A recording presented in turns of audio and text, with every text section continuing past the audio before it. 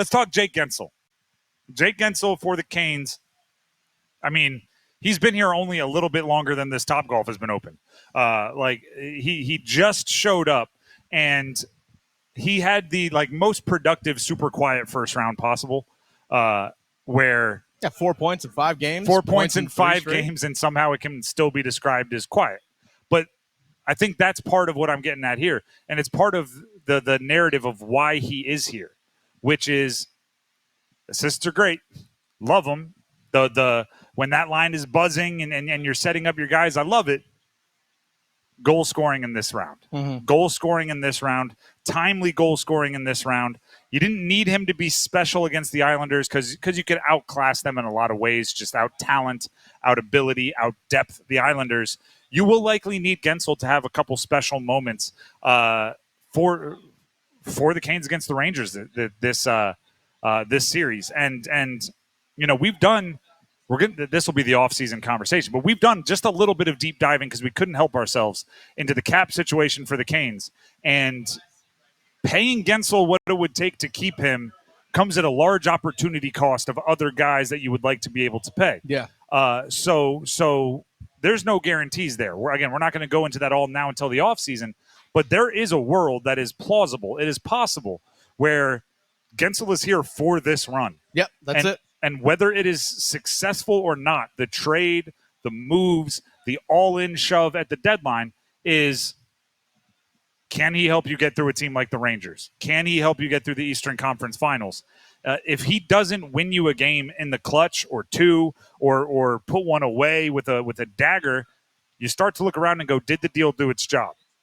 It's those kinds of stakes for the Jake Guentzel trade, right? Jake Guentzel has already established some legacy. He's won a cup. He's going to get paid a bunch of money. He's going to be in the league for a long time. He's an awesome player.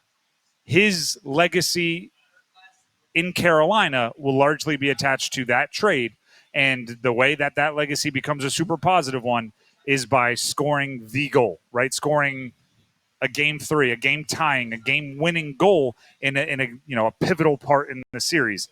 I'm looking for Jake Guentzel to step up in aggression, step up in the good kind of selfish that we've been talking about a lot. If he doesn't win a game or two for you in the clutch, I think you start looking at that trade and going, that's why the Canes don't do rentals. Well, as long as he produces. That's the thing. As long as he's producing. At the right time.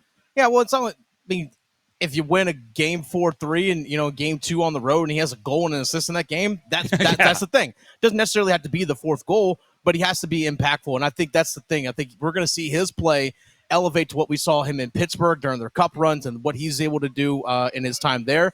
But he was brought in, as we know, he fully acknowledged it, to be the difference maker. Yep. He understands he's brought in to be the difference maker, and I think we see it in this series. It would not shock me if this series goes 6 or 7 games, the dude has 8 points. It's funny, right? Because the Rangers won the division. The Rangers finished with obviously more points during the year. And the retort from Canes fans in that, and I'm in a couple group chats with Rangers and Canes fans, is, well, we didn't have Guentzel all year. Yeah, we didn't have that guy. Yeah, you technically had the better regular season, but we've improved since a lot of those losses. We have Guentzel, and not to mention Evgeny Kuznetsov.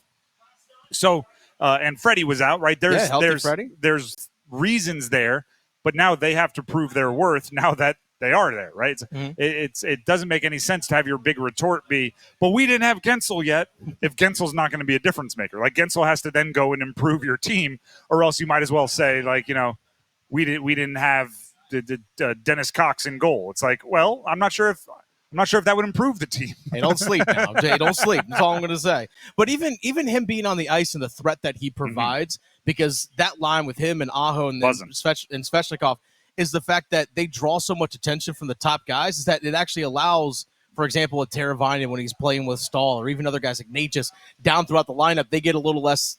They get a better matchup because Jake Guentzel is there. So he can impact the game and impact the team in more ways than just the stats on the sheet.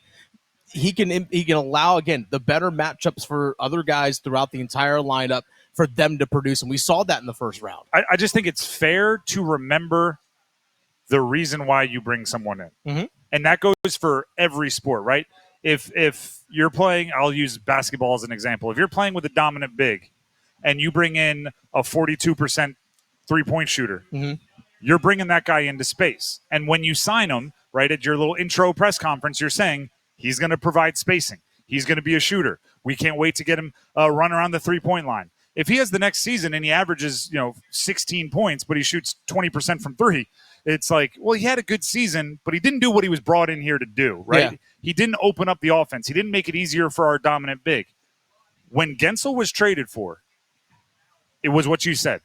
He's the difference maker. Mm-hmm. He is the move they hadn't made in the past. He is the all-in shove they hadn't made in the past. He is the difference maker with his postseason experience, with his postseason accolades, right? The statistical production.